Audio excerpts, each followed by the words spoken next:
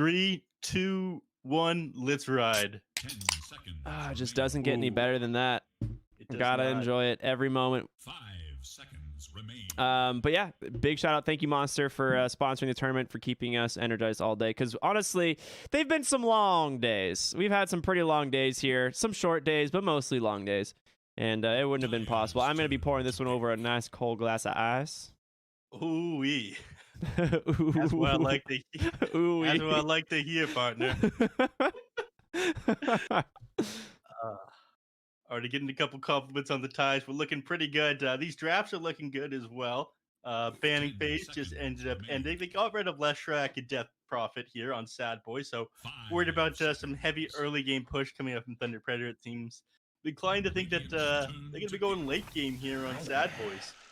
Ooh, they take the Viper. Surprised not banned here against the Timbersaw. Maybe it was an oversight, but I guess they were more worried about the Leshrac and Death Prophet and the Batrider, all heroes that do pretty darn well against Timbersaw. Specifically, we've seen a lot of success with just Death Prophet in general. But yeah, this is a great opener here. Thunder Predator got to feel pretty happy about that pick. And you can respond to something here on Sadboys. You need something that can kite the Ursa at the moment, because right now the Ursa matchup into Timbersaw is pretty Ursa favored. And you do need something that can kite this around. Now, the question is Thunder Predator revealing all three of their cores right now, right? Windy has been something they've ran mid lane on Leo style, as you've pointed out. The Viper has been an off lane hero pretty much for the last few weeks. And Ursa clearly going into the Timbersaw. Yeah. I mean, Timbersaw can deal with the Ursa the first little bit. You actually end up going a more aggressive build. You go into the chain and the Whirling Death, sorry. His abilities all look and sound pretty similar as well. Chakram and Whirling Death. They're both kind of a Whirling Death. Yeah. So Whirling Death and Timber Chain is the build against Ursa, and you pick up something else that has some pretty heavy damage. You don't let him build up the Fury Swipe stacks on you. Even with tons of point and some reactive armor, he'll end up building those things up, and you can't re-enter the lane. So you out-damage him, and that's the play. So we'll see them pick up a heavy damage here alongside this Timbersaw if they don't plan on running the Miranda Timbersaw 3-4. Oh my god, the chat lines. Oh, okay. We might see a Drow. Oh, Drow's banned. Okay. So maybe we're going to be seeing the core Mirana that was attempted yesterday, I believe. Did not have a lot of success, if I do remember. It kind of fell flat, but with Vengeful Spirit, it might be a lot stronger. Yeah, it could be. I mean, that's the, 36% damage at level 4 of the Vengeance Aura now? Yeah, and just the extra attack range as well is pretty sick. I know that you are a connoisseur of finer things in life, such as Pause 1 Vengeful Spirit. 10 seconds. I don't know about the... I'm not a huge fan of Carry Venge. I think it kind of fell off for a while, but even just as a support, it works really well. Okay, we're going to see DNM Puck. He grabs it. Pretty great pick here against the Pangolier, which that's most likely Sacred's hero, right? The offlane Pango, something that I think is level 25 Pango, if I'm not mistaken. 10 seconds. It's definitely going to be his. Leo Styles running a number of times mid as well. So honestly, he could pick up Viper, he could pick up Pangolier, he could pick up Wind Ranger. They're keeping Sadboys guessing here.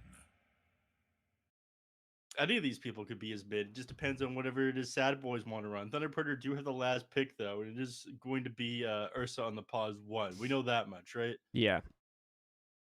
I feel like Thunder Predator's draft is kind of greedy right now. You do lack a lot of hard disable outside of, Shackle. All you have is slows. And when you're going up against this Sadboys lineup, Timbersaw works pretty well against no control. So as long as he can get outside of that Nether Toxin, he feels pretty safe. It'll be interesting. For those who are wondering, where Neff and I are, we are casting directly from the Mistwoods update. This is the actual Mistwood Forest. So it's pretty cool. Nice and swampy. Someone showed us shared a photo of us yesterday. We are actually in the swamp, from the waist down. Yeah, we actually had to turn things up a notch and get a little bit fancier from yesterday, though. I have got my traditional Canadian jean jacket and Ricky broke into his bolo tie collection. Yeah, I'm a big fan of accessories, Neff. You know, I've got a bow tie collection, a tie collection, and now a bolo tie collection. You just gotta mix it up. Sometimes calls for something special, and this is that something special. The NA Grand Finals coming on later today. Obviously, I can't be happier, man. The last tournament of 2020, we've had the honor of casting here. It is quite the honor. Wraith King now picked up. Now you got to admit, you did undersell this hero a little bit, Ricky. It looked like on paper it was mega nerfed, but I guess the advantage of being able to just get the level 20 talent, you know, for 1,400 gold, and then also have another talent seems pretty good. And then that guaranteed burst from that crit is we saw. I mean, with Sammy Boy, I mean, he just blinked, immediately crit someone, and then they die. It's a very cool thing. Yeah, what is it? It starts at 150%, then it scales at a 40% per level. Yeah, something like that. And I have not learned all the numbers yet. I've got them memorized. I'm the Rain Man of Dota 2. I love it. That's a good thing, right? Yeah, I'm sure it's a good thing. You got Thunder Predator. They got one pick left. How do you think they're gonna round this one out? It's got to be a hard support hero, right? I mean, your lineup's looking pretty greedy so far. I was gonna say I think it's a beast match. I was gonna say it was probably gonna be a hard off lane because they need stun, and they're gonna take Sacred on the Beastmaster. It is gonna be Leo style on the Pango, so that's gonna be MJZ on the 5 Viper, something we've seen you know, once before in this tournament. Decent against the Timbersaw, but it's not gonna have the same level of impact, right? Yeah. Now hold on there, partner. We've actually seen this twice this tournament. Only once was it intentional, though. I think it was intentional in that game, but just on the wrong person. Yeah, that is true. Oh boy, you got to read before you click confirm here. He's got that Viper set as well. How you liking this Beastmaster Sacred? You a fan? Yeah, I am. I think they needed something for hard lockdown because they were really lacking it, and Beastmaster is a way of dealing with Timbersaw, for sure. They also can lock down Fear. Now, you do have 2 lives on this hero, especially once you get the relic or the shard at the 20-minute mark or whenever he decides to get it.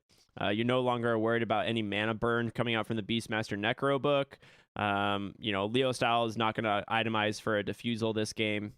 So we'll see. I think the Wraith King has a lot of potential here. It does struggle in lane, though, against this Beastmaster. Yeah, it definitely does. You can try to take advantage of the early damage, like I said, the Timber Chain Whirling Death build, but I'm not sure what he's going to do outside of that. But let's go. All right, game number 1. Everyone, welcome to the semifinals here, the lower bracket finals of Sadboys versus Thunder Predator. Jerry's got to do some optioning really quick. Shout out to Jerry, our observer production master. This guy, an actual name brand at this point. Ooh, they can't hear me? I'm sure they can hear me. You can hear me, right? Go ahead and talk. Hello. Yeah, they can absolutely hear you. All right, somebody's making things up. Chat just griefing you. Don't worry about it. Let's go. All right, we got Fear moving up here with Snaking and PPD. Now, we've got a lot of stun potential between these 3 heroes. Yes, MNZ, you do. Find himself in trouble. Had some great arrow setups here. So they changed Venge Aura. It just does damage now. No more attack range. No more attack range. She gets a cast range talent at 20 to replace that bonus attack range from the Vengeance Aura. So interesting. Didn't know that. Okay. I wouldn't necessarily call the changes of Vengeful Spirit a nerf or a buff, just a workaround. It's a lot of damage. 32% base damage. That is huge. MNZ. Oh, they see him now. They're going to go DNM, closing it as well. He's going to be able to jump down to the low ground, but there's the arrow to follow. He's going to be able to jaunt to this orb if he wants, and he will. PPD closing in, trying to get in for the range for that missile. He does. Do they have the damage to finish off Fuzzy Wuzzy? DNM getting first blood would be huge. He has one more orb. He will send it on over. MNZ's trying to get to the rune just in time, but DNM snakes it, and he's going to get the first blood. Oh, that is rough. You hate to see it. They're off to a good start now on Sadboys here. What is this? 3 bounty runes, first blood going the way of the mid player as well. Leo style, he's gonna have his work cut out for him here. I'm curious what he's got on Courier. Probably Sal, finished Wraith or Ferris Null Tile, and okay, so he picks up Tango, Mango, and the Null Tile recipe as a result of that. That is a fantastic start for the mid lane. Ooh, and Sacred lost his board top, just immediately arrowed by snaking. I mean, that's one of the counters, right? You either play the Mirana against it or you play the Enchantress, and it's worth a lot of XP and gold. Like 60 XP for killing that boar. That's no joke. Yeah, it's very nice. What is the courier? What? No. Wait a minute. Yeah, okay. PPD, the wand's still on it. Sorry, the stick's still on as it goes down. Yeah, he was Rookie struggling for sure. His brain is overwhelmed by these updates. This patch, PPD, he's the only one who can comprehend the full nature of them. Yeah, because absolutely. Of that, he's just overwhelmed. We are gonna see obviously the lane swap. We didn't really point it out, but it is essentially the safe lanes versus the off lanes, just in the opposite of lanes.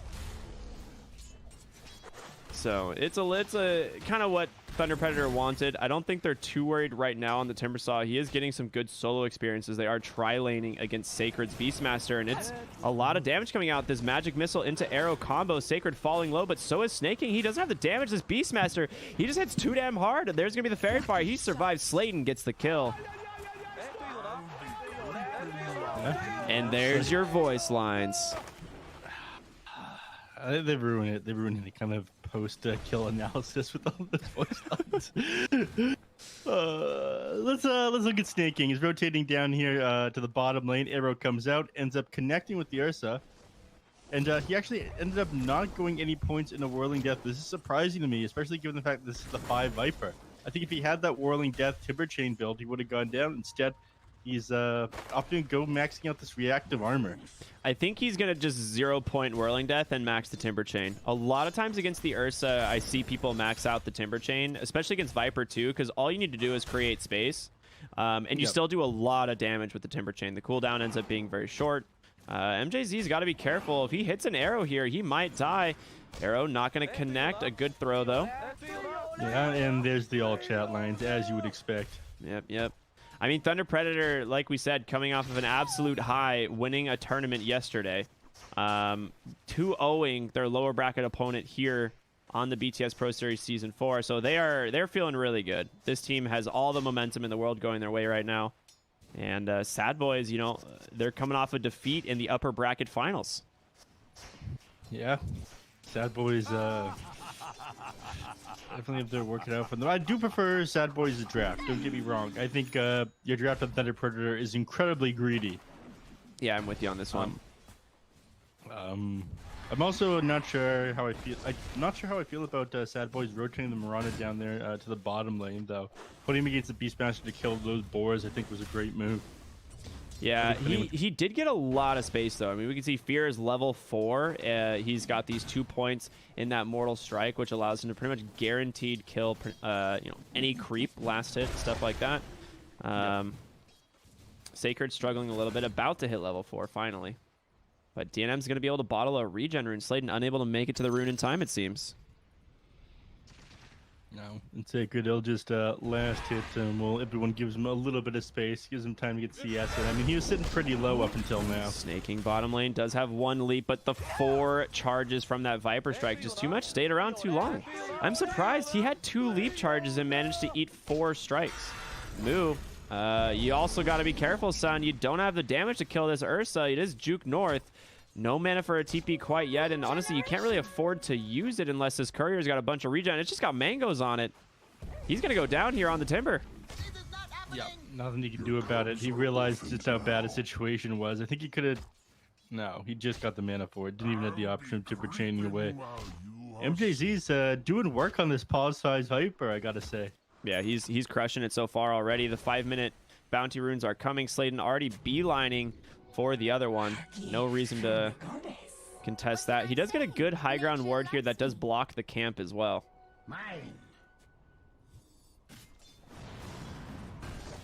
Beastmaster going to take a lot of damage here top. This is what happens when you leave the lane. The crit from Fear. Every 4 seconds, sir. Well done. So that was a good heads-up play there from PPD, right? Oh, the Wraith Fire Blast. The arrow, it connects. It's a double kill for Fear. Yeah, it is not good to give this guy an early advantage either. He's going for Radiance this game. Yeah, that's what we see.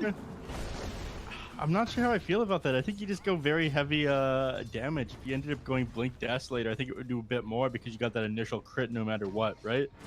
Well, oh, they managed to find Sacred anyway. The triple stuns the crits. This man just TP'd back up here, died back to back. And now you have to make that walk of shame back to lane, and you have a catapult here. This should be a tower, right, Nev? It should. I was thinking that you might end up getting the bonus damage onto the catapult, and that'd feel pretty good, but it's only the allied heroes that this Vengeance Aura is applied, so it's definitely worse than the old Vengeance Aura. Yeah. So I think the old one ended up going to 36% as well. So they did nerf it quite a bit then. Yeah, from where it used to be. At least I'm pretty sure that's what it was at, but it definitely used to apply to creeps. So a great rotation here from Leo Style coming from the mid lane just to make sure that this tower does not go down. Obviously fighting into Pango at this point is very hard. Right? One of the strongest heroes this early into the game, but DNM's having a great time mid as a result of this rotation. He's level 7, he's basically free farming, he's top net worth. And he'll do a little bit of chip damage onto the tower, but for him, that's not really his big objective. No. Puck is not a tower pusher, is what we're getting at. That is what's being said. Yeah, Puck. He can clear out waves, he can kill creeps, but when it comes to trying to actually beat down the tower, he's not doing too hot. He's gonna rotate bottom though, look for a kill here on MNZ or MJZ potentially. I think MJZ is the hero he's going to catch. That's the Urn. I mean, they have a lot of damage. As long as he can get out of the Nether Toxin, he's got him for sure. Coil comes out. They have plenty of stun for the Ursa. He has enraged, but he doesn't get it off. Oh, he snapped the coil without enraging. That had to have been a ping issue. Right? Yeah, I imagine. Oh no, that would have reduced the damage in the stun duration. He could have easily gotten out of it. Yeah, that's the idea, right? It purposely snaps coil on Ursa. It's one of the reasons Ursa isn't that bad into Puck. Yeah. That is pretty unfortunate. Maybe he got silenced just as the coil snap. I saw the Waning Rift come in, but I thought it was after the coil snap, but it could have been before. I'm not 100% on that one. Either way, he should have activated that a little bit sooner. Yeah.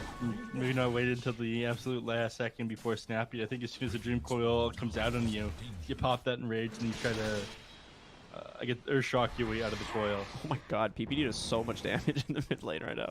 As a DDs and the 1 point Avenger just hits for 150 almost. Yeah, Leo Style faking him out, dropping the all chat lines, just forced him back, scaring the boy. Moo zoning out Sacred here. They are rotating in the Viper MNZ here as well on the Ursa, so Moo, you're not necessarily safe, but he does have Fear behind him on the Wraith King. Like I said, they just want to get this tier 1 tower, open up the map a little bit. Leo Style deeping in. There's going to be the roar. Fear, he's going to get the tower with the skeletons, but Timbersaw is going to go down in the process. Nice Timber Chain away, but just too much magic damage. Now, Fear on the Wraith King taking a ton of harassment. In comes Snake King. Can he take down Sacred? These skeletons doing some work on 3-man coil, holding him in place. Leo Style, he cannot afford to die again. He goes down, and the Viper Ursa on the run already committed the enrage. DNM sitting very healthy as well. 4 heroes dead from Thunder Predator. The swap back from PPD gets his level 6 in the middle of the fight. It's a complete team wipe. Yeah, and all they pop is that Wraith King ultimate and killing Moo at the start of that one. I mean, that was a beautiful roar there by Sacred, but it wasn't enough. It interrupted the Timber Chain, but this guy, once he's already got those reactive armor stacks, he's too hard to bring down. You initiated on the 2 worst targets basically there on Thunder Predator. They were the targets you had available, yeah, but I don't think that's how you start your fights. Yeah, this is one of the things that makes Wraith King good against heroes like Beastmaster or Enigma and Faceless Void is the fact that you have a second life to work with, right? It's one of the things that makes Wraith King, you know, viable in certain metas. And when you roar, you know, your Timbersaw, you secure that kill, and then you commit heavily to kill the Wraith King, you still have to kill him twice. Yeah. And, you know, there wasn't much left at that point. You know, Rolling Thunder already down. The Viper Strike was committed. Ursa enraged for it as well, so mid lane tier 1 taking a lot of harassment on the side of Sadboys here. Moo might just have to back off. Does have 4 points in the reactive armor, but he's just still not tanky enough. Oh, should have found the fairy trinket. Wonder who's gonna hold it. It's got to be Puck, right?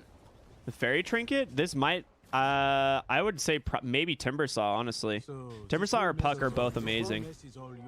Yeah, but Puck is the most lore friendly hero, lore compatible hero with it, right? It is true. For some reason, Puck wants the armor, though, and he's holding onto the broom handle. Bottom lane, they find Ursa. No ability to enrage quite yet. The TP in the silence. They get him. Unbelievable, man. The damage and the timing on these rotations is just so well done. Yeah. This D&M is doing tons on this Puck, and that could be a reason why he's holding on that broom handle. He's going to go like semi-right-click build. He's gotten this Falcon Blade, the 1.6 mana regen, a little bit of extra bulk, the 10 damage. And he's going to continue to hold on to the broom handle. Curious whether or not he's going to go the 30 damage down with the 150 cast range, though, because the cast range definitely works a little bit better. They're going hard on Timbersaw bottom, but the focus fire just gave him max reactive armor stacks. So he just turns this bad boy around and melts Leo style. Slayton, this is not the hero to focus fire. It's starting to look like a disaster for Thunder Predator. I mean, yesterday they were looking hot. Managed to take the series and take the best of 5 finals for the Movie Star League of Pro Gaming 3-0. But today, it's a different story. We're 12 minutes in, basically. 5K net worth up on Sadboys, and it's 13-5. And Fear's about to have a Sacred Relic. Yeah, I think this lineup was just too greedy. It can't fight early enough. Yeah, that was what I was realizing as well. Fear taking a lot of harassment top, but the thing is he's not really in any danger. He's got reincarnation now off cooldown at this exact second, and DNM's gonna chase Sacred here. Coil comes out, the Waning Rift to cancel out that roar mid animation, and yeah, you might be able to get the roar, but there's the phase shift to dodge. Sacred just goes down. DNM toying with his food today. Oh no. I mean, that was a DD rune. The only reason that gank is successful is because of that DD aim. He ends up doing 1,300 damage on the Puck in that fight. But I mean, yeah, he's 4-4-1 on his build. He's got tons and tons of damage coming out spell wise. And then you know, DD rune doesn't hurt either. PPD looking for the swap, not gonna find it. I'm curious as to if Puck does end up going this 30 damage talent again. He's can scale pretty well into a right clicker right now. And when we talked about all these new Aghanim shrubs briefly when the patch first hit, as we were casting it, the guy just like the extra shove back potential, the extra jump potential, being able to play around with your enemies, you'll get that many more right clicks and being able to shove somebody out of that Waning Rift with a 400 radius. Yeah, I actually played Puck last night and picked up the shard. It is very good. The weird part is, what it felt like, is that the knockback was the worst part of this shard, legitimately, which is surprising, because I thought that was going to be the best part. But it's not enough to really secure a coil most times. You do have to usually rely on either an ally or something. But the 70 bonus damage and the true sight actually was incredibly useful. Bottom line, another great gank coming in from DNM is he just can blow apart that Viper with the assistance of Moo. Tons of pure damage coming out from that hero. But yeah, it felt like just the 70 damage and the true sight was just way stronger than the actual knockback. Yeah. I don't know. I think the knockback is really good for the like Egg's Dream Coil. I mean, it's a 4.5 second stun when you have your Egg and Scepter. And it's a lot of things people don't expect, right? You're like, oh, okay, I'll just sit near the edge here, no big deal. But now if you get Dream Coiled and he has that shard, you have to sit in the center of the Dream Coil, right? Otherwise, he's gonna snap you. Yeah, it's 600 break radius. So actually, he could just drop it somewhat near you, or sorry, catch you on the edge of it, and then pop that Waiting Rift directly afterwards and shove you out. There's nothing you can do about it. Yeah, that's a good point. 4.5 second stun. Fantastic kill here in the mid lane. There's the roar getting put to good use this time. Has those double bore and the archers there. Bottom lane though, they get Leo style once again on the Pango, and they're gonna be able to chase down the Viper. Stun after stun, crit after crit as Fear takes him down, and he's got a 15-minute radiance on this Wraith King. DNM gonna continue the chase here on to Slayton. No wind run for 5 seconds. Fear's gonna be able to gap close with those phase boots, and hello, big boy, here's my sword. Oh! He gets the wind run off, but still too much magic damage. Beautiful plays here from the Puck over and over, and Sacred almost manages to find a kill there on PPD with these Necro units. He will survive, though. Is he going to pay for this? No way DNM continues this chase, right? Well, with the help of Moo, he's going to, and he's going to go down. Dude, they have no chill here. It is 19-6. Yeah, I'm curious if they take Roshan here. I mean, you probably want 1 or 2 more items in the Wraithing. The Radiance makes it kind of hard to grab. But they've got the catapult with them, so they'll just shove this mid lane, and they continue to zone MNZ back underneath the tier 3 tower at only 16 minutes in the game. Yeah, it is. This is the thing. Like, Fear is already incredibly strong on the Wraith King. He's level 13, has the Radiance, going for his Halberd, obviously a fantastic item to build into an Ursa at any on almost any hero, but when you're a Wraith King, even better, giving you that extra healing regen. And then you have obviously the extra evasion being provided from both Radiance and the Halberd, so it makes the game very difficult for the Ursa until he has like a BKB, which I mean he's getting soon, but I don't know if it's going to be in time. Soon isn't enough. Yeah, you gotta need it now. Yeah. This is another issue. They've just stalled for time because they've opted to go this Battle Fury build on the Ursa and then get the Black King bar afterwards. And I do think that going the Black King bar second item is the way to go, but I'm afraid it's just going to be too late. I mean, look at them. They're ripping these heroes apart. Slayton ends up dropping. MJZ, he's down. And MNZ, all he can do is fire up these creep camps up here as they take their tier 2. Yeah, I mean, this has just been perfect execution. The Yule set up there, double leap forward from the fog just to make sure to catch that Windrunner. And Viper, he tried to throw some assistance with another Toxin, but Fear targets correctly, throws that Wraith Fire Blast onto the Viper, knowing the Windrunner is dead. And he's just like, cool, we'll take a free kill. 2 for 0. We get your tier 2, no big deal. Snaking, he's found Pango bottom. He has a Yule's. He's honestly just going to wait for the Rolling Thunder to end here as long as he doesn't die. Yeah, there's the first leap. The TPs, they're coming in. Their coil just comes out.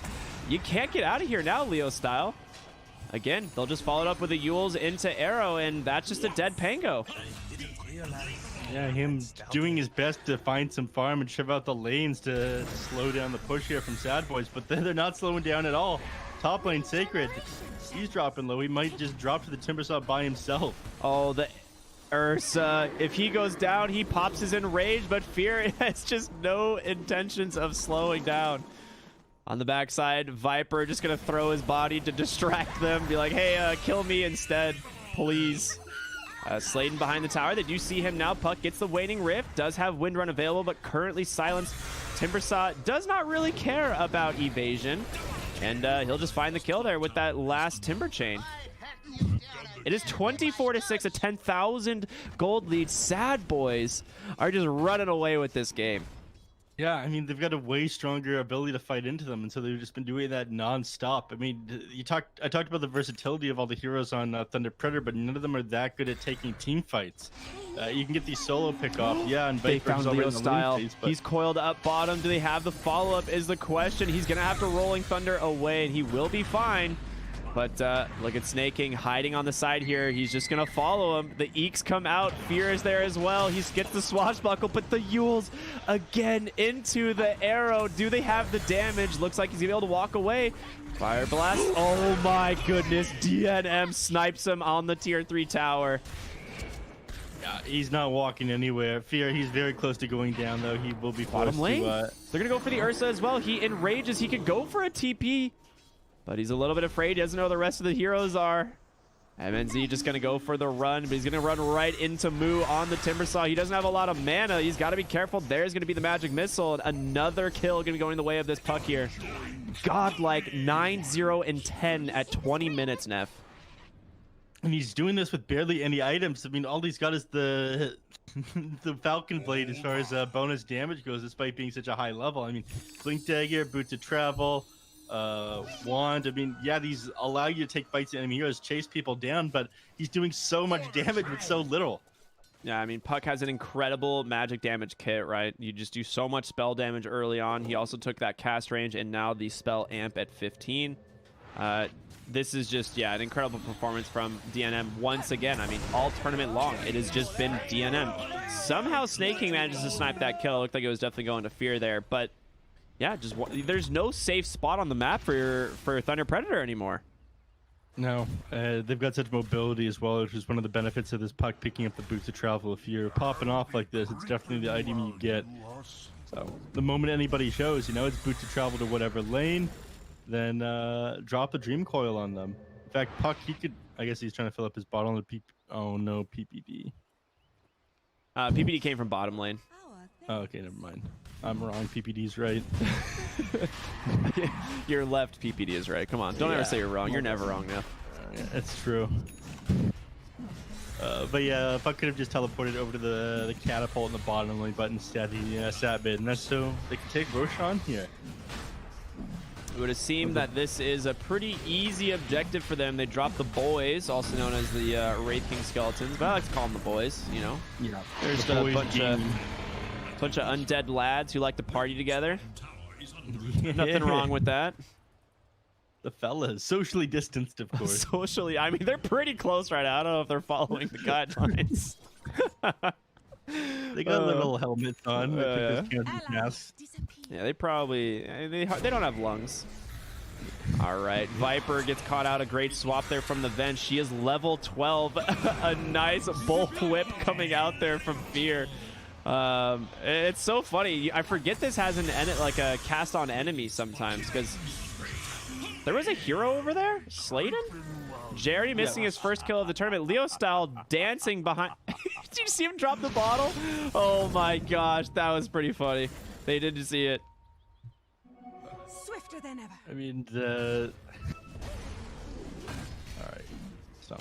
Yeah, they're gonna find Leo style again. The Yule's into arrow. I mean, he tries to cut the mid wave. He gets it and it keeps their high ground survive. Like, you know, protects their tier 3, so it's a necessity. But you are gonna die for these plays. They have so much catch. Yeah. They keep on putting Leo style and Sladen out on the other side of the map to try to keep the lane shoved in and stall out this game as long as they can, so this Urza can get another item with his Battle Fury. But again, I'm not sure it's worth the cost. We were talking yesterday about how they couldn't get a kill onto Thunder Predator. Now it seems like Thunder Predator can't find a kill. It's been a pretty long time since they grabbed one. I think those got 15 minutes into the game, so 8 minutes now since they found a kill, and the one before that was at like 10.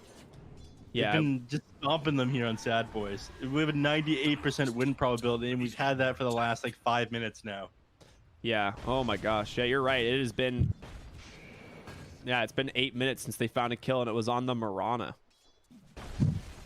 Wow. Yeah. This is gonna be rough. The Halberd Radiance completed, obviously going for the Blink Dagger next on Fear. I mean, we saw what happens with Wraith King Blink. You just get that guaranteed 270% crit. Bottom lane, they find Ursa. DNM. He's not going to take the jaunt as he manages to see Sladen on the backside, and Coil comes out onto Ursa. He has BKB, Timbersaw, Spirit Vesseled up. He has Yules. He needs to be very careful here. You cannot go down on this Timbersaw, but they don't have detection. He's able to remove that dust. And now Ursa just going to go for the TP for the swap. PPD was here. Oh no, MNZ trying to take down that Timber, but there's just too much burst damage, and Fear just going to burn down Sladen with this Radiance.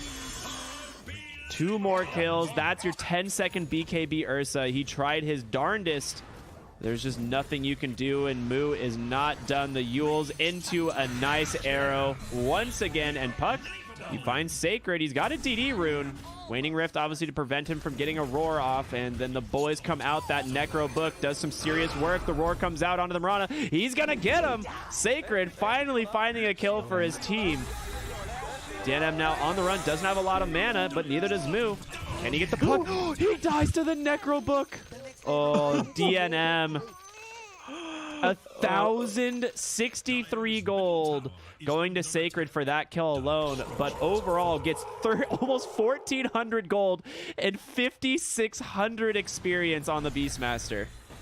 That is absolutely nuts. I mean, you killed both Marana and the puck, but 5,600 just for those two heroes. Dude, he's level 18.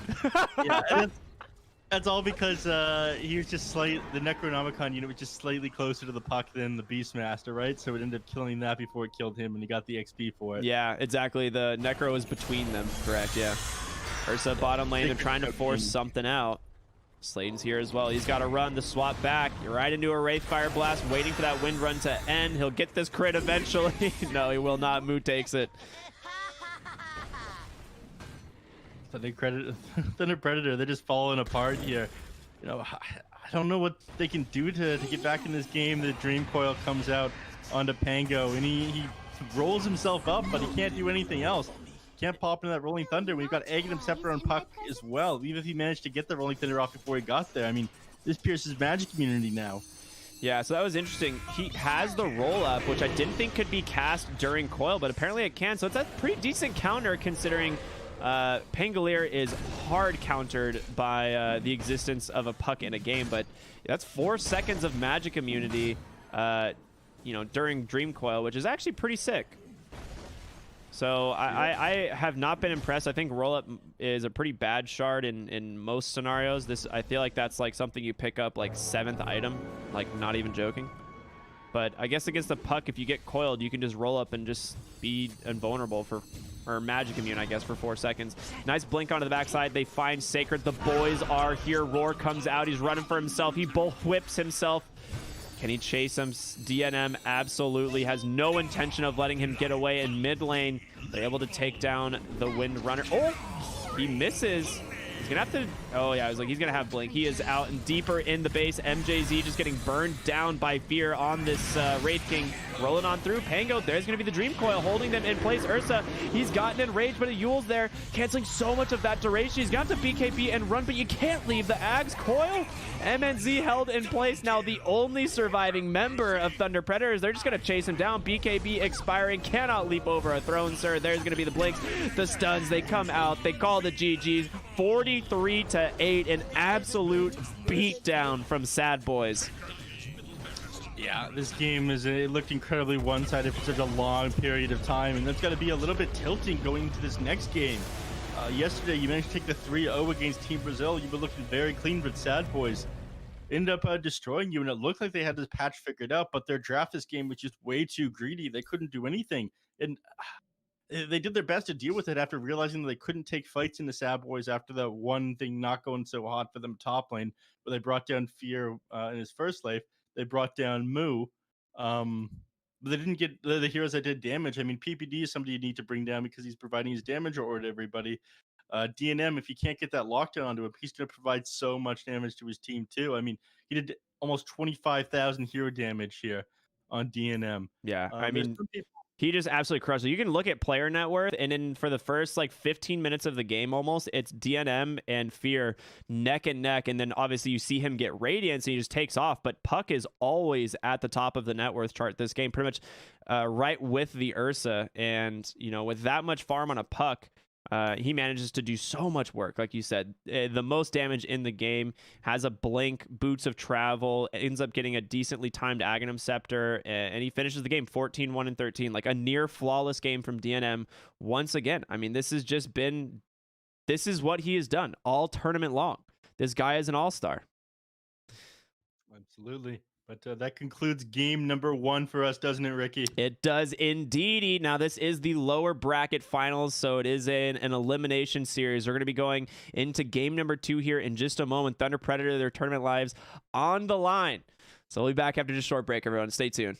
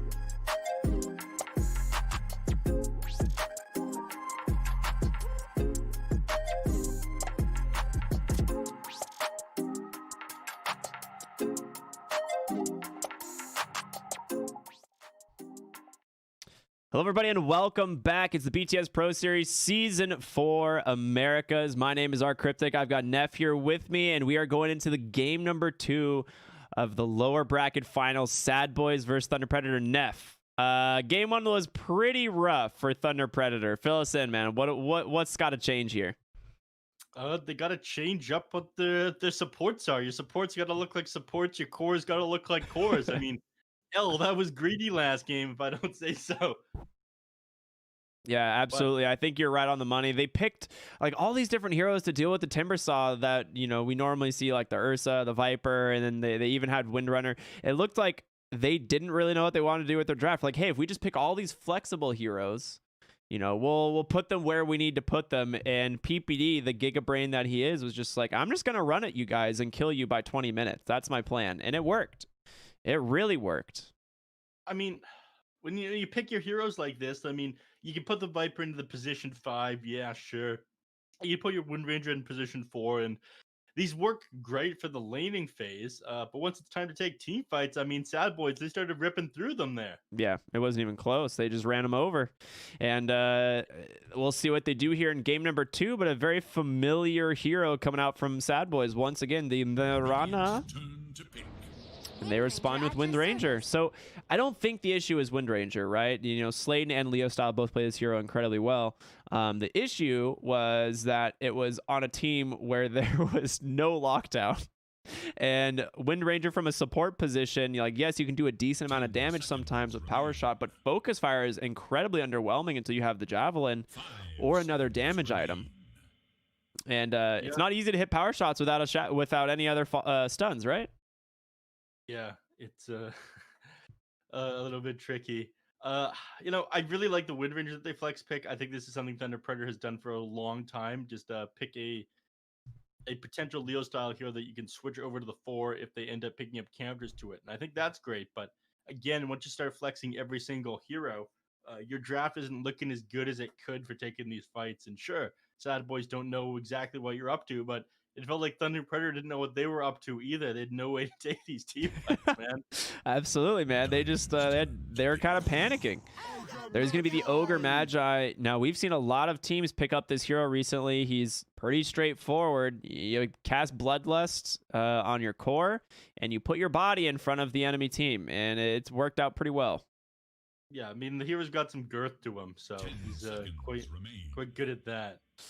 Great use of words there. My favorite. 5 seconds. Thank you.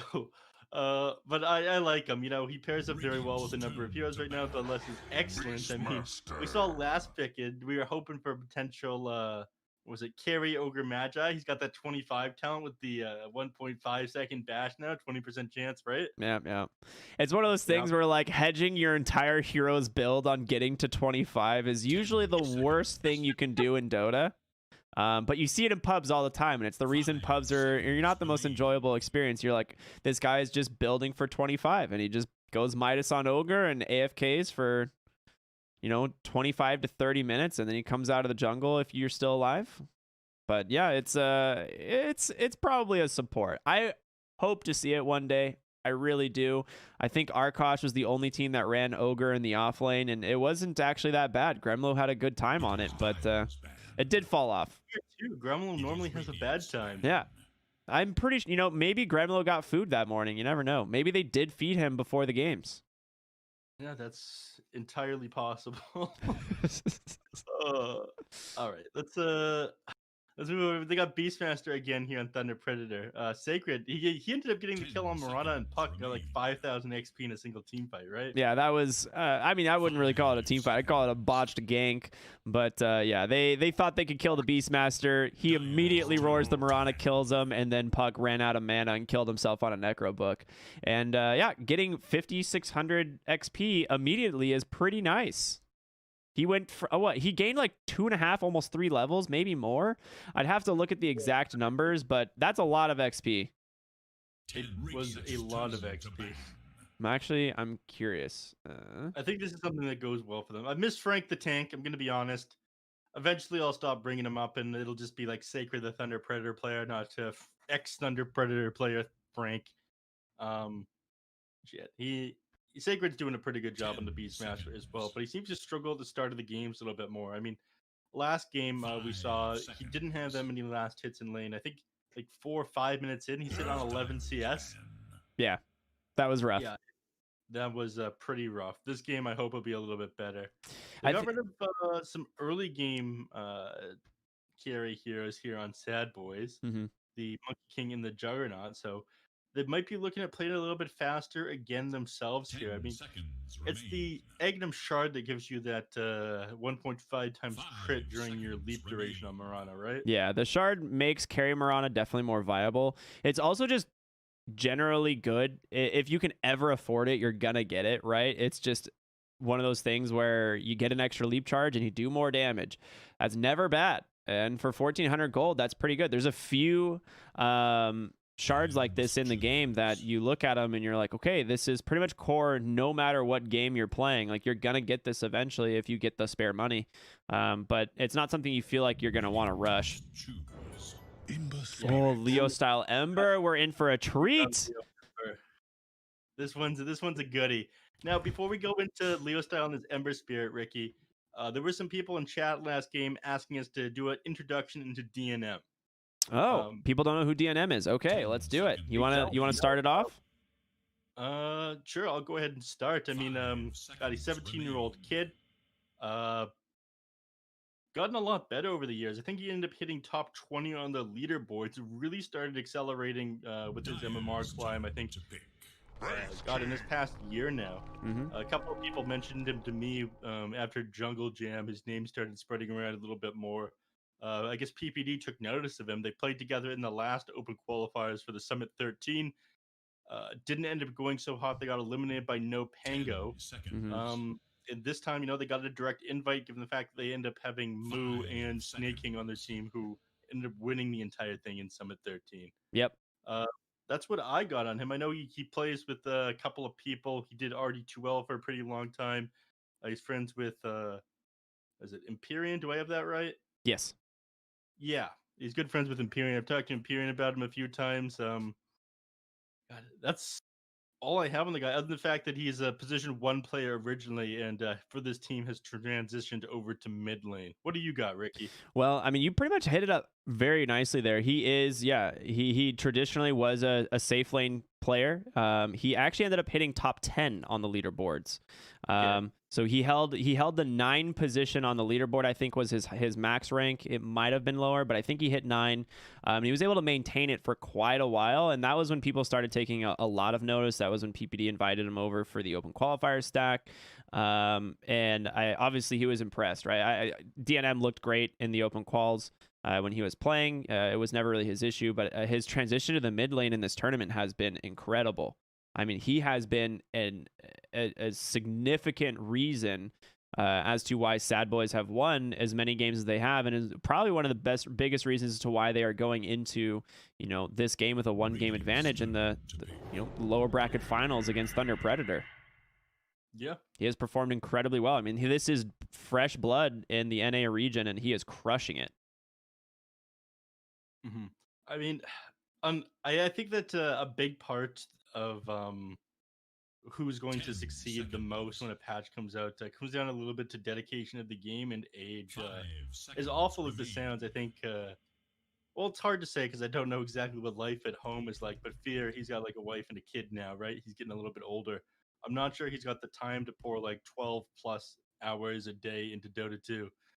Yeah, exactly. I mean, that's the thing is like life's a thing. When you get older, you're unable to commit as much to Dota as you'd like, but Sadboys are here to show that they've got the wisdom, they've got the experience. They're not kids anymore.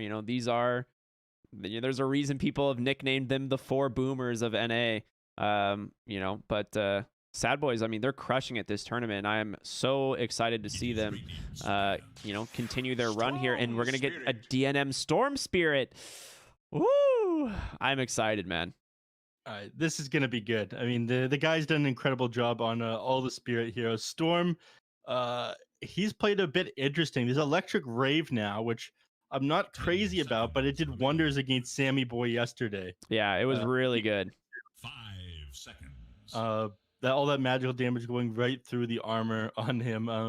I don't think he'll go Electric Rave this game, but it allows you to, if you rush that Orchid, you can blow up Ember Spirit, you force him to get a Yules, it does wonders against a Wind Ranger. It's pretty good against Phoenix, so you can jump the back line as well. Storm Spirit makes a lot of sense. You're also a little bit lacking on these instant disables. The one thing that you do have going for you is the Roar.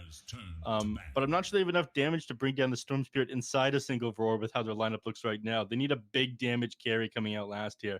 And for some reason, Sadboys, they ban out Shadow Fiend. Yeah, I was just going to say, you see the Shadow Fiend ban there? So I think what they might do is dodge the Ember Spirit, because it is a very favorable lane matchup for Storm, right? You pretty much crush the Ember Spirit in the mid lane. It is very difficult to play.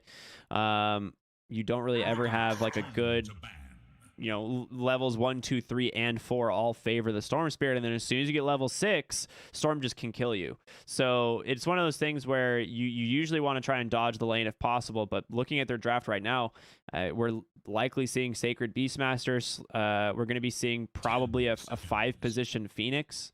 I don't think you can really flex this Ember elsewhere, but they go ahead, they ban out the Shadow Fiend anyway, and then they ban out the Anti-Mage. Yeah, the anti-mage ban makes sense against the Storm, given the fact they need a hero that could do a lot of DPS, and he'd be able to bring down both the Wraith King and the Storm Spear with that. 10 seconds remain. PL is still in the pool. He is, but we saw yesterday Wraith King just dumpstered PL. I think, honestly, his new kit might be good enough for dealing with him, and one of the things that is an interesting interaction, if you're against Phantom Lancer, you definitely go the Shard because you need the mana burn, but here's what makes it really good. Those skeletons spawn on hero illusions when you reincarnate. So if there's 10 Phantom Lancer illusions when you go down, it spawns 30 skeletons on the reincarnation because you get 3 skeletons per hero near you. Now, here's my question. The skeletons start attacking other heroes after If the illusions die, they act like regular skeletons and they start attacking everything in the area. Oh, the boys, though. The boys. It was an interesting interaction I saw. I'm not sure if it's been patched out, but it's kind of funny. So the PL might be a bait here. We are looking for an offlaner on Sadboys. Now, they do ban the Tidehunter and the Underlord. I mean, it's going to be Moo, his Timbersaw's band as well. We're just going to see what they pick. Sandu King. I love this hero right now. I think this is a fantastic pick. Yeah, the Sand King, he feels super strong in this patch. He felt like he was all right before. I'm still not convinced with how good his shard is. You raised a pretty good point when you say, all right, you have to move 700 distance. It's only 1 epicenter pulse. It doesn't feel that good. I think the slow in it is all right. The slow is what makes it good, actually. From experimenting, it is the slow, because it is a full duration slow from an epicenter pulse, which is like 3 to 4 seconds. And you basically can't move unless you have BKB or like a movement ability, because it just keeps proccing and you can't move. Okay, because you got the Caustic Finale, which is the slow, Yeah. and the Sand King can just walk 700 range in those 3 seconds as well. Yeah. So he can slow you again. So you're essentially not getting away from Sand King. It's a lot like the Orb Corrosion with the Ghoul Frenzy on Lifestealer now. Yeah. Well, we see a last pick Alchemist. For MNZ, I mean, here's the thing. Alk did get some pretty solid buffs this patch, despite being, you know, an Alk. A lot of people were like, oh, God, I don't want to ever see him in my game. But he did get a pretty decent patch, mostly for the support side of Alk.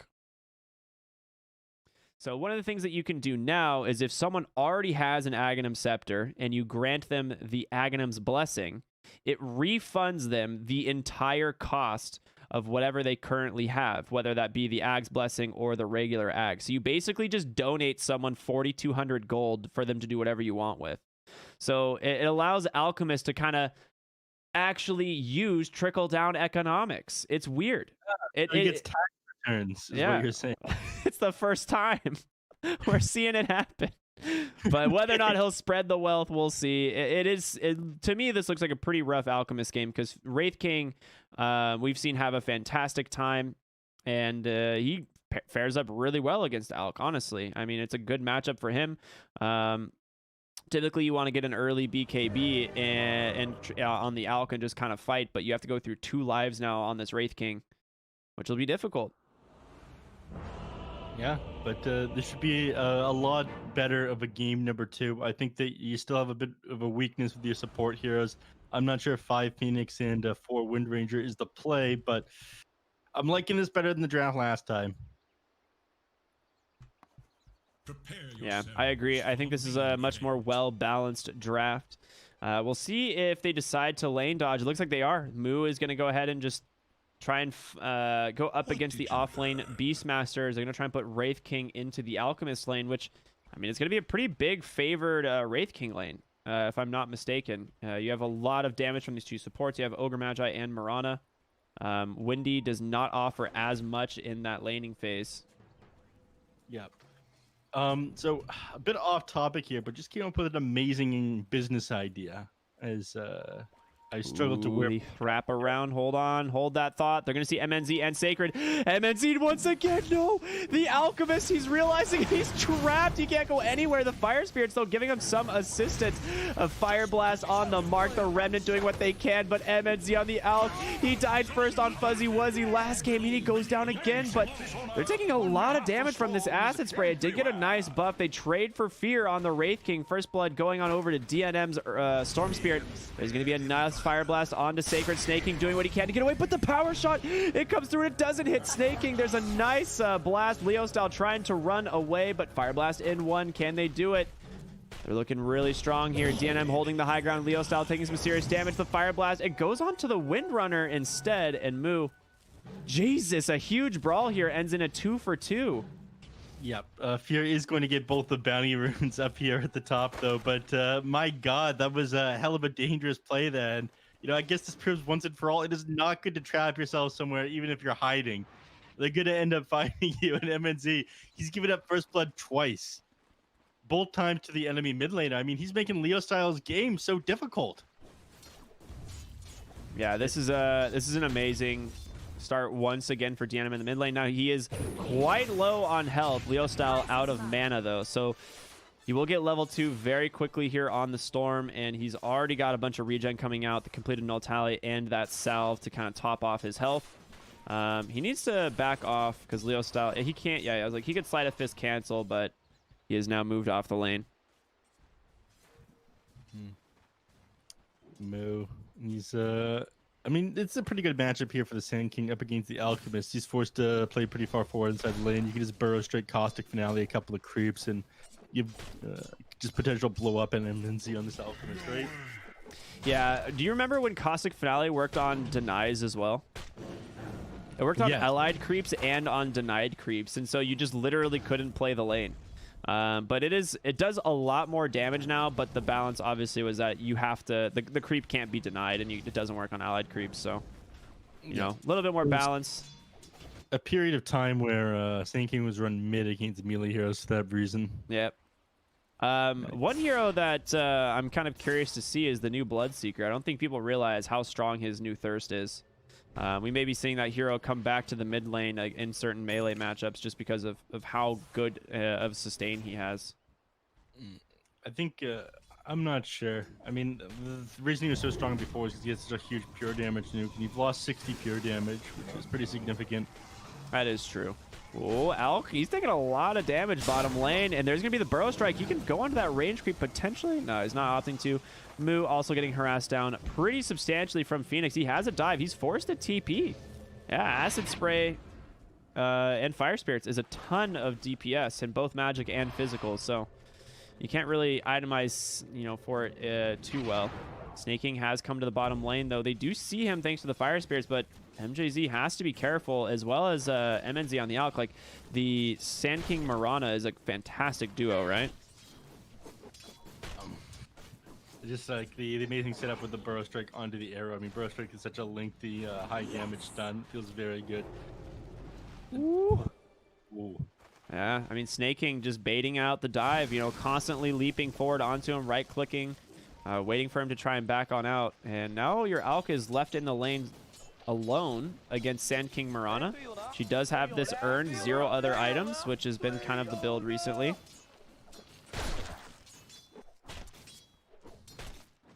It looks pretty good. Ooh. Audio issues. I've had a couple today. This is curious. Not the day to have them. It's all right, Neff. We're doing great today. Top lane here. Sacred. He's having a better start than he had last game. Before it was like 10 minutes in, or sorry, 5 minutes in. He only had like 10 CS. Now he's got the same at 3.5, and he's CSing pretty nicely underneath the tower. Yeah, definitely the tri-lane ended much sooner, so the Beastmaster was given a little bit more space. We're still seeing Slayton up here on the Wind Ranger, trying to offer some assistance this time. Mid lane, they are TPing in Slayton. DMN, he really wants this rune, but with the Wind Ranger here, he's going to have to just give it up. Snaking does have an arrow throw, and it will be tanked by the Windy. Well played there by Slayton. A great TP to the mid lane, giving Leo Style that bottled Arcane rune. It honestly cannot be understated how important the 4-minute power rune is, because it wins the mid lane. Yeah. In almost every matchup, it wins the mid lane. Well, that's the reason why they got rid of the 0-minute rune and the 2-minute rune. Yeah. It's not as bad with the 4-minute rune, but still, that 50-50 makes all the difference in the world. Yeah, that's why we see in these high, level games, a support always rotates for the 4-minute rune. We haven't seen a game once this tournament where a support chose not to rotate for the 4-minute rune and just give it up. Right? There's always a rotation. They're trying to make that rune go the way of their mid laner because now we see DNM. He's forced to jungle and wait for the 5-minute rune instead, and Slayton's here. Trying to snipe it, but it's not going to happen. He actually eats a lot of damage from that Remnant. Vortex is going to come in as well. PPD will be able to hit him with that Fire Blast, set up a 3rd Remnant, and they get that kill. All right, well played by DNM, hiding that Spirit on the other side of the tree. Yeah, there's a small kerfuffle elsewhere over at the Dire Triangle rune, where Lilo Style ended up dropping very low and didn't get the rune for himself. Phoenix had to end up, it was Snaking who took it, and Phoenix had to dive out of the way and not die. Yeah, you saw that one coming. Triple Remnants immediately, and he's getting a TP in from his Wind Ranger to refill that bottle. We'll likely see Mirana TP mid after this as well, just to refill the Storm's bottle, or just to contest the 6-minute runes. We'll see. Yep. Oh, it's going to be... oh, wait. Yeah, it's going to be PPD. They refill the bottle, and they're going to try and contest the 6-minute runes. Slayton already sitting at the top. They're going to go and hedge their bets on bottom. And it goes to DNM. Good players get good RNG. That's just how it works, sir. How it works. Leo Style's not going to be happy about that one, but what can you do? It's been interesting to see the TP mid-meta come back. It was very popular in, 2014-15? Yeah. I remember back when I was playing my solo ranked, it was a common strategy. It's just everyone buy a bottle, everybody TP the lanes and fill things up for their mid laner. I'm glad bottle crowing doesn't exist anymore, though. That was miserable. Yeah, even when it was the whole, you get 2 charges. Oh, so good! Was that just a blind arrow? That wasn't a blind arrow. That was him knowing where Leo Style needed to walk back into and coming out of the trees the moment he tries to disengage from Storm. Oh my gosh, Slayton's gonna go down too. Snaking double kill? And he's got the urn to heal himself back up. All right. The man just don't miss. Phoenix going down bottom. Moo's trying to chase him down, but he's got a burrow strike in 5. MJZ still has dive, so he's feeling pretty comfortable about this. This is why they call him the king, though, Ricky. Yeah, I mean, he definitely earned his nickname, for sure. Or his just regular name, I'm not sure. His first name is just King. His first name is Snay, his last name King. Yeah, my bad. Oh, the Pro Strike interrupts the Phoenix dive, and PPD hits him with that good old Fire Blast, gets himself a kill. Fairy's Trinket for Elk. That's probably going on the Ember, if I had to guess. Yeah, man. Whenever I hear the Sand King like ultimate proc, I'm sure it's going to be interrupted by a mistake, or I'm like, oh no, it's a disaster. I have to remember that it's not how Epicenter works anymore. You know, last game we saw DNM make some sick rotations on the puck. He comes top on the Storm. Might be a little bit out of position here. As Sacred, he does have mana for the Roar now. Will just commit it on the Ogre. And, well, are they even going to kill? Yeah, they're going to kill PPD here. They got the damage, I believe. Fire Blast. Do they break the Flame Guard? They cannot. Level 4. He ends up getting the kill on Sacred. A nice pick off from them. Bottom lane. He's going to get the Epi onto MNZ's Alk. You can't run away, sir. He pops him. Moo level 8 on this Sand King. That was a lot of damage he just brought out there. I'm surprised that he managed to burn through the 50 HP regen a second on the Chemical Rage.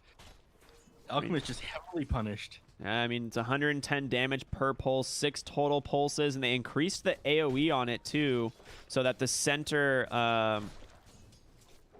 well, it does more damage, right? It's like, it used to be 225, or what was it before? And then they increased it to 500. Slowly it got bigger towards the more pulses. I think they increased it with the initial pulses, so you end up doing more from a little bit closer now. It did need to be buffed, though, because a lot of people, they weren't even getting Epicenter once they hit level 6. It was like one of those things where if it was a lane, you could just, like, Burrow Strike kill the core, you would do it. But a lot of times, like you said, yeah, they would just skip it, go the extra points into Burrow Strike and Sandstorm. Yeah, or even Caustic Finale, because you won a couple points in those, and they help you farm faster. Like, it was great for team fights if you could get it off. Now it's just a solid ability because it can't be interrupted. Sacred top lane, he might be in trouble. PPD is here. They're gonna have the arrow available as well. Fear can get in range for the Fire Blast. It connects. Sladen, this man, get down, Mr. President. Is he able to take the arrow? And now Sacred does have rage, but Moo is here. There's gonna be the Burrow Strike into the Sandstorm. Way too much damage this time. Fear still got this reincarnation. Another Fire Blast coming out onto the Phoenix. He does have the dive, able to get himself out of danger, but Sladen, he's been left out to dry. Power shots through the trees, and he'll be able to build I don't himself. know. Moo's looking for him. They're pinging him out. He's out. All I don't right. think you can walk through these two. I think they're too close together. The shot ended up, yeah. Interesting. Yeah, you had to go north. Here and then walk out like that, but he couldn't. Minus 90 gold, but he managed to live. Top tower will be taken by Sadboys, though, and they're looking pretty good again. Thunder Predator definitely doing a little bit better than they were last game. Oh, absolutely. It's not nearly as much of a, you know, shutdown, but you do have this Alchemist, and you have a 2k gold lead on the side of Sadboys. Fear level 8 now on the Wraith King, 8.5 rather, and he's almost to his relic, about halfway. Good lane. They're looking for the Ember. The Vortex does not have the duration to set up that Burrow Strike, so Ember will just disengage. They smoke up immediately. They're going to find MJZ. I don't think that was the ideal target. PPD sitting behind, obviously, under the cover of the smoke. There's going to be the Burrow Strike into the Sandstorm. They can time it perfectly. Okay, they don't time it. It's all right. They're just going to back on out. He was pump faking the Fire Blast, waiting for the dive, right? So you can immediately cancel it, but the cast point on Fire Blast is pretty slow. Yeah. Which outside the certain range threshold, you are not casting it anymore. Or you lose vision. Hawk and Boar both come out here. Arrow. And Sladen's down. It's just an easy setup, man. Sand King Marana. We know about this combination early on and how much damage it can do. And Fear's going to TP bottom. He's got the 3 points in the Vamp Spirit, which gives him those, you know, what we like to refer to as the boys. And he's going to use those to try and push this bottom lane tower. Oh, they bait out the Ember Spirit. Potentially Snaking able to dodge out that Sleight of Fist. Now, they do have a Burrow Strike being wrapped around on Moo. There's going to be the Moonlight Shadow. Leo style, he's got to be careful. He can't go onto the high ground. Moo pinging him out. He knows, but it looks like they're going to turn over for Sacred instead. The arrow off the mark. DNM gets an Arcane Rune. They're just going to keep walking. He still has the Burrow, but there's no follow-up this time. There's going to be a roar onto Sand King. This guy incredibly tanky. Has that early Hood of Defiance and the Magic Wand. They're just zoning out them as they take bottom tower. Again, Fear using the boys. Yeah, and MNZ, his farm's coming online too slow. This battlefield is way too slow for about an Alchemist. I mean, he's only sitting on 7.3k net worth. It should be way higher than that, and it's at your team's expense too. You have, they found him. They're going to be able to force his Alchemic Rage. But yeah, you're right. You can go ahead and continue that. It's a really, really good point. Yeah, the guy is just way too slow, and it's at the expense of the rest of his team, right? I mean, Leo style, he's sitting 1,000 net worth behind the third highest hero, Fear here. That's a nice pick off there. I mean, yeah, it's all right. It gives you a little bit of gold, but even still, PPD, he doesn't really care if he goes down. He's playing the position 5 Ogre Magi. The guy's like a moving ward / bloodlust machine, right? Exactly. Ooh, there's a lot of gold going the way of Snaking there. That's level 4 Starstorm. I didn't even realize. Normally, you don't see the Starstorm max on the support Mirana, but he wants to farm, it seems, and he's almost even with Sacred on the Beastmaster. Yeah. Beastmaster, just as I was saying that he's having a better game than last time, and I mean he is, but you know, that's a low bar to set. Unfortunately, last game was miserable for Sacred. Yeah, exactly. Ooh, DNM's got an Orchid. This was we saw what happened in a game earlier in this tournament when Gunnar got an early Orchid on the Storm Spirit in a good Storm Spirit game, right? And I feel like this is another one of those games. He's against, you know, several heroes that rely on spells for survivability. Bottom lane, they're pushing this tower. Moo is here, just trying to zone out Leo style. He's gonna go on in. He has the Orchid. Ember, he gets caught vortexed in. Too much magic damage. Just gonna pop again. Behind the tower is Sacred. He's got no TP for 5 seconds. Looks like he's gonna drop a Hawk. He's gonna be safe. He can TP out now whenever he feels like it, or just cut the next wave. Yeah, this was something I was concerned about at the start. If they managed to get an early Orchid on the Storm Spirit, the game would be basically over for Thunder Predator, and that's exactly what the Storm got. I mean, Leo style, he's going for Blade Mail, so he wants to be able to fight into them and make space for his team, but we might be in another one of those too late situations where the Battle Fury came out too late on the Ursa, and so they're going to end up losing. The Blade Mail and end up too late on Leo style here.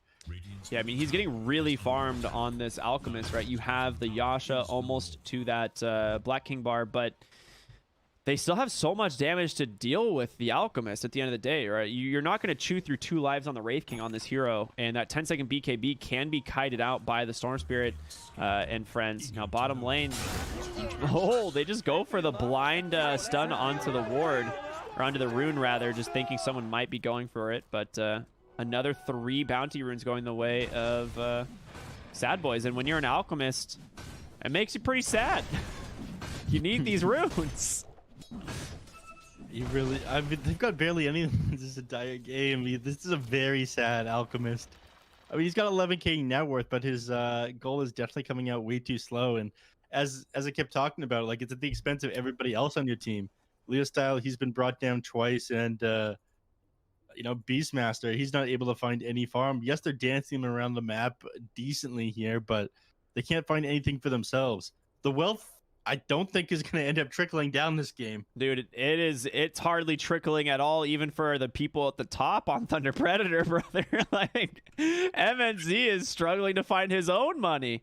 And he's got the money printing machine. Like, you know, money printing machine goes burr, but it feels like it got jammed this game. This pause obviously was brought to you by Monster Energy, our sponsor for the tournament. Now, Neff, what flavor are you drinking today? Is it just the Classico? Classico. I actually had one before we started, as my morning began somewhat early. I'm drinking myself the Zero Sunrise. Big fan of this flavor. All right, well, they know there's a sentry there, Snaking. He just gets immediately hit with a point blank fire spirit, and he's like, all right, I guess I'm just gonna deward you, sir. Storm Spirit. Every time I hear one of those zips, I get a little bit nervous, and I should be right now, given the fact that Storm Spirit's got himself an arcane rune. Now is the time to be nervous. Well, Alchemic Rage forced in the top lane. Fear just pump faking that Wraithfire Blast to try and force something, but there's going to be the blink. The Burrow Strike onto the backside. They find the Phoenix. No save coming out anytime soon. And Moo, again, he's really tanky. I don't think you have the damage to take this man down, and he's got to roar. He has Burrow Strike up in a few seconds. He can hit a huge Burrow Strike, but the power shot finally takes him out, and now DNM looking for this Ember. Fear's got to be careful. He does have his Wraithfire Blast snaking. He's just stuck on the high ground. He does have an arrow, but they're holding down Wraith King. It's time to get on out. You made a terrible decision here. They're unable to take the fight, and now Thunder Predator's going to find some very necessary gold as snaking 0 leap charges, cliffs himself for the entire duration of the fight.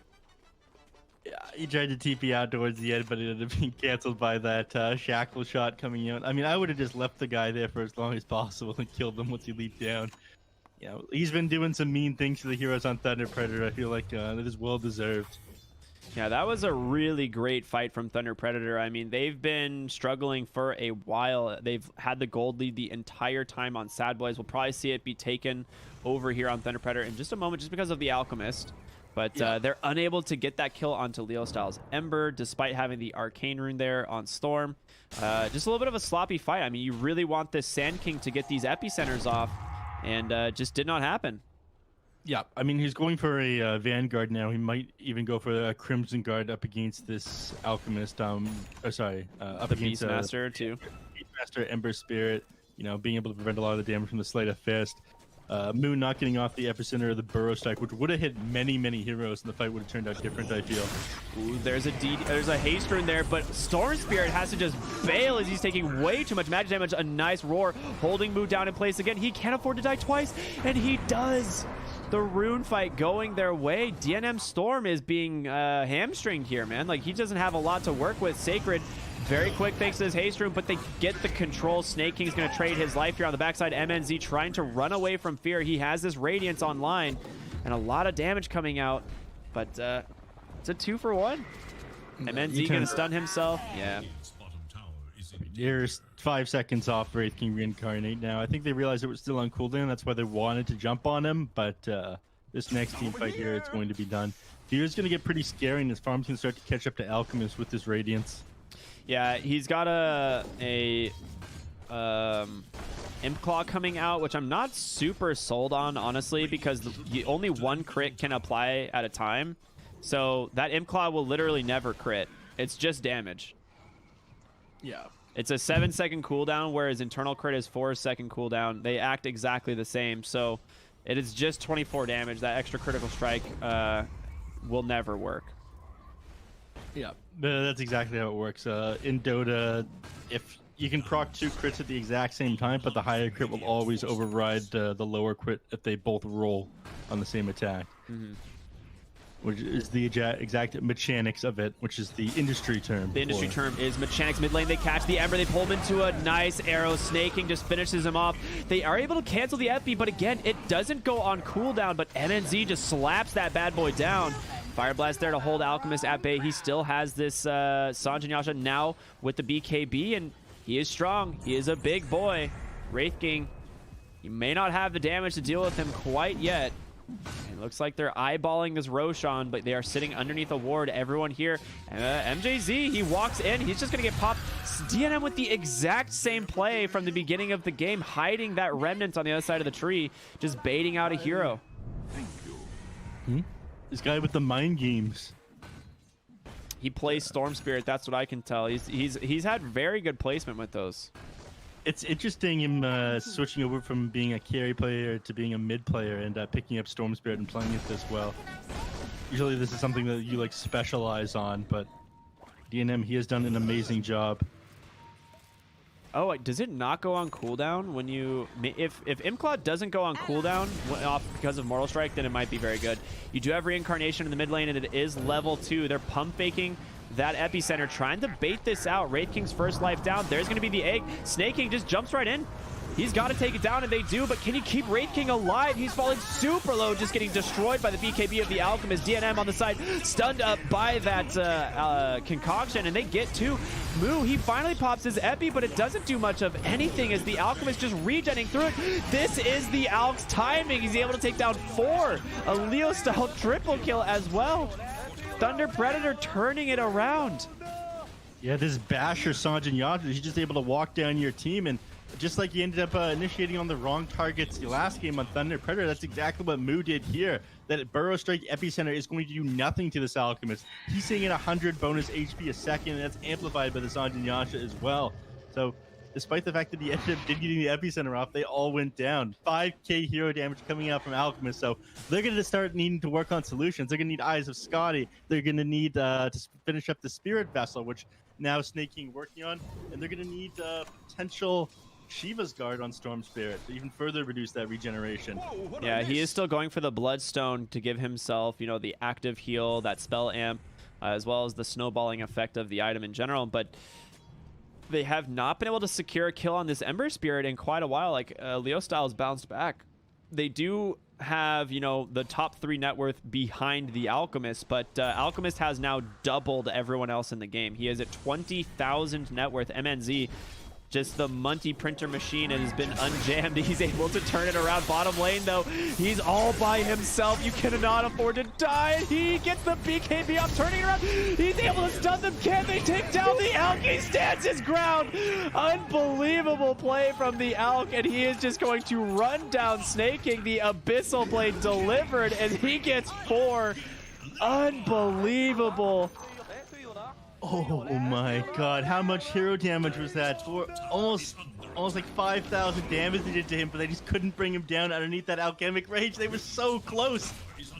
Just barely able to turn that. It would have been that would have been like the boost that they needed to get back into it and restore their grounding here. But now you lost your tower, your tier 3. It's going to be under siege. You do have Fortify that can stall you up for a moment, and it looks like they might get back because of that. Like, yeah, that was worst case scenario. I don't know what else to say about that.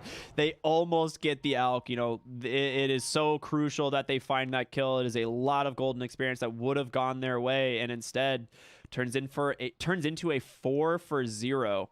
You know, I have a level 20 Alchemist with more gold than he did before.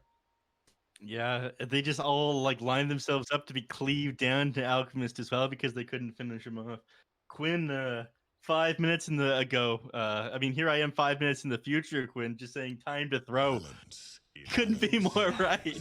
Oh, baby. I mean, I thought they would have had the damage for him. I'm not sure if they just didn't commit some spells that they could have done, but I mean, he's able to pop the BKB with that Alchemic Rage. The Sun Ray, you know, was essential to keeping him alive as well. You know, that max HP heal per second. You know, they just didn't have it. This is the problem with not getting the Spirit Vessel out earlier. I mean, yes, you can, you know, pop the Alchemic Rage and the BKB to purge it, but if you had that Spirit Vessel bonus damage earlier on, it might have worked. Yeah, that's exactly what we were talking about, right? Like, you need your Shiva's Guard, you need your Scotty, you need a Spirit Vessel. The Alchemist HP regen is too much, especially with the Sunray behind him.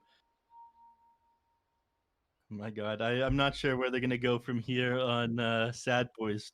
This is a serious problem, and Wraith King, you know, he was just finishing up his Blink Dagger after that fight that they lost, so that ended up getting stalled up. Now he's working the Assault Cross, so a bit more damage is going to come out from him after he gets this, but there's no difference in the damage output between now and where they were sitting like 8 minutes ago. I mean, they're about to have an Assault Cuirass on the Alchemist, right? Like, that's the thing. It's not like it's just coming out. Oh, he gets the Blink off on Slade, and you'll only get yourself some Necro creeps. Not a good feeling there.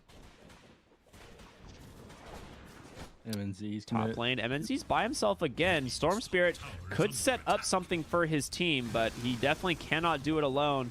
And it looks like the boys, they're going to walk into the Roche pit here. They do have vision, seeing all of them. And I guess they just know, you know, they don't have the damage to kill this Alchemist anymore. He is too dang strong. 2,800 health, almost 2,900 health, actually. He's going to get the D wards here on the Roche pit. Thanks to that Necro 3, and they're going to walk on into the pit. Yeah, this is 168 HP regen a second he's got once he pops that Alchemic Rage.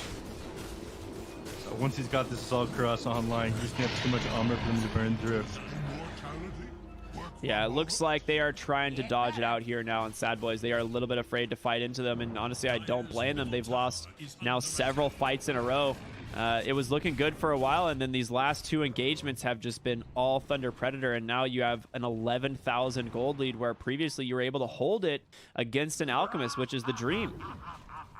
Yeah. I'm glad that Leo Styles has got a little bit of room to breathe here because of that.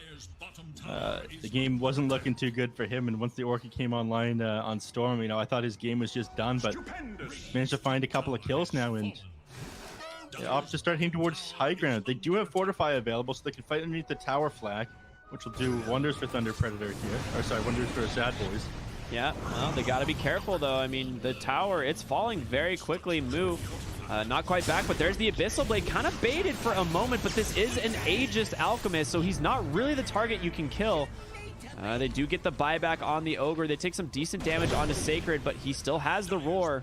Everything's still available for Thunder Predator. Looks like they're going to respect the damage on the high ground here and back off. I guess Alchemic Rage is expiring. Maybe that's why. Yeah, you don't want to fight outside of that. You are Alchemist, despite the fact that he is so strong, he's only got 2,700 HP. You can't burn through that fairly easily. It's just you don't have a lot of burst. All your burst comes from this Wraith King, who actually is going for this Aghanim Scepter build. I was talking about this one to you, Ricky. This one is actually pretty cool. The extra 25% movement speed and 70 attack speed. It's the counter, dude. When you're all dying, just get the Spirit Boys out. A nice gank there does find DNM, and he's had a near flawless tournament, but he is struggling so hard right now, and just not very characteristic of his play this tournament. Alchemist top lane, no cares in the world, just gonna beat down this barracks. Sandstorm does not do enough damage. He's gonna get himself the first barracks of the game. MNZ, he is unstoppable on this Alchemist. Yeah, he ends up popping that unstable concoction on himself, but it doesn't matter. They're still just way too afraid to commit onto him, so end up giving up. Gets found mid. Slayton doesn't have the damage solo, I don't think. Yeah, Yules, he's just going to go for the TP. But guess what? Leo Styles here offers an assist. Doesn't even pop that DD. Manages to snag him up with those Searing Chains. He'll go back to base because he needs a little bit more mana, and he'll shove out the bottom lane just a little bit. Then he'll come back, I imagine. Yeah, absolutely. Mid lane tower now under siege. The creeps have made it. I mean, he did an attempt to try and cut the wave, but it doesn't matter. And you're about to lose potentially a second lane of barracks. This Aegis still good for 2 more minutes. Fear gonna go ahead. They're just gonna try and jump the Alk and get his first life, but the Sunray heal, it's quite a bit. The Roar onto the Sand King. He's falling very low, able to pop that wand and the barrier. He's able to walk away, but the Abyssal Blade comes in from Alk. The Alchemic Rage, the BKB, he's incredibly tanky. They had the Ags this fight. Fear, I mean, you gotta be careful, I guess. His first life on the Sand King will go down. He does have buyback. You've now forced everything out of the Alk.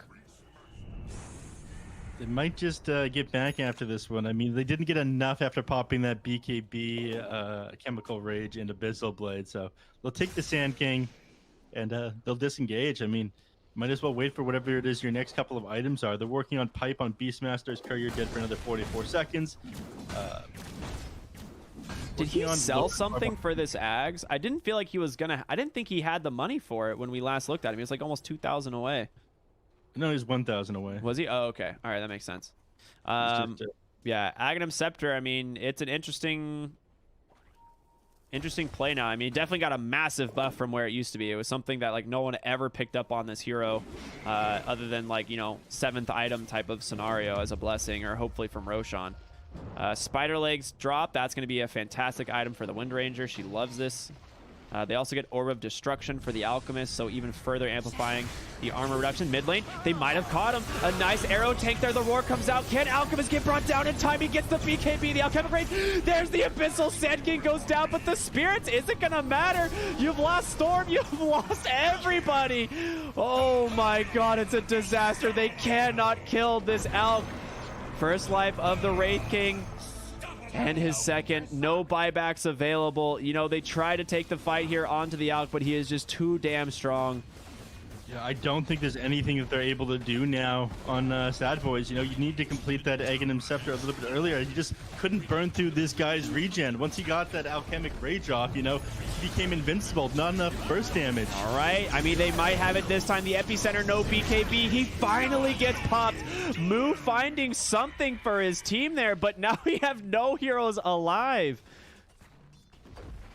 Slayton, does he have Focus Fire? He does not. It is going to be the slowest tower push here in the bottom lane. A Phoenix and a Wind Ranger. Oh, man. I mean, this one you have to go. They have to just back. There's no way that they can do this. They'll whittle down some buildings here. You know, Ogre going to be respawning soon. Just trying to push these lanes out for the super creeps to come on in. The Phoenix already backing for the runes, though. So, again, more damage done here. Up to 23,000 gold. Yeah, they did manage to pop those heroes there, though. Alchemist, when he blows up, he's like a gold pinata. So, it closes the net worth lead just a little bit, but there was such a costly defense there, and only one set of racks left. You do have potential to defend from Mega Creeps here with Wraith King. I mean, you're never really going to be out of the game, but it's just going to get harder and harder. That Rax is indefinitely exposed because you've lost your tier 2 as well.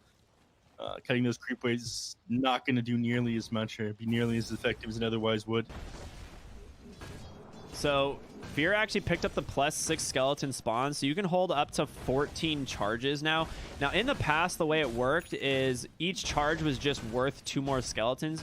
So now you actually have to farm additional stacks, whereas, you know, as compared to how it used to be. I think. Maybe I'm wrong, though, and that is just a bug tooltip. Interesting. Well, we'll have to see. It's a lot of skeletons. The boys are out for blood. Yeah. One thing that's interesting, though, is you don't typically take this talent against an alchemist. Each of these skeletons is like 30 gold times 2. He sees the skeletons. You like usually boots of travel to that lane immediately, and you're like, ah, yes, 1,000 gold. Thank you. Yeah, don't mind if I do. He's MNZ. Speaking of MNZ, has he started handing out Aghanim Scepters yet? Not yet. I mean, he's been dead for a pretty long time. He wants items. He's going full carry items before then. Oh, yeah, 27 gold, 27 gold, 27 gold, 20. Oh, my Lord. It was so much money. He actually might get caught here. The Epicenter into the burrow. If they can initiate the stun, can they finally take down the Alchemist? It's time to roar. No, he stands his ground again. He turns around with the Satanic. They just cannot take down this Alch once again. The GG just gets called. They throw everything at him. And MJZ every goddamn time perfectly positioned with the Sunray, making sure this Alch does not go down. The heroes on Thunder Predator, they're just too strong. I mean, all the damage came out from Alchemist there, right? And if you can't kill him that initial burst, he's going to heal up. I mean, they threw absolutely everything at him. I think just the Sanjayasha by itself gave him enough stats resistance to survive that roar and get off the BKB. Maybe if the Orchid came out slightly sooner, like at the exact same time as the roar, the Soulburn burst would have finished him off, but he managed to BKB through that one. That is all they need to do, but it ended up being too hard for them on Sadboys. And I gotta say, it could have been a different game if you end up getting to waste that BKB and you have that HP regen reduction. You have a little bit more burst, but Fear by himself with his Radiance build, it matches up pretty poorly to the Alchemist. Yeah, I think like you were talking earlier, like the Armlet Deso build, you know, is better at fighting earlier than this Radiance. And the Radiance, you know, it gave him a lot of farming speed and potential, but you just cannot keep up with this Alchemist. And a couple good fights there, MNZ. Holy crap. I mean, I can't, like, we were tense. I can't imagine what he was like. He must have just been clenched so tight during that engagement bottom lane. But they turn it around, man. They're doing incredible. Thunder Predator, they are down, but they are now not out as they tie the series 1-1. Thank you for putting your hat back on there, Neff. The viewers definitely appreciate that. Yeah, about that. Very important to the show. Yeah. Incredible performance by Thunder Predator. It honestly cannot be understated. They are ready to go to game number 3, and this is exactly what we wanted to see on the final days of the Americas bracket. So stay tuned, everyone. It's been a heck of a series so far, but we got one game. The winner will advance to the grand finals to play 4 Zoomers. We'll see you after just a short break.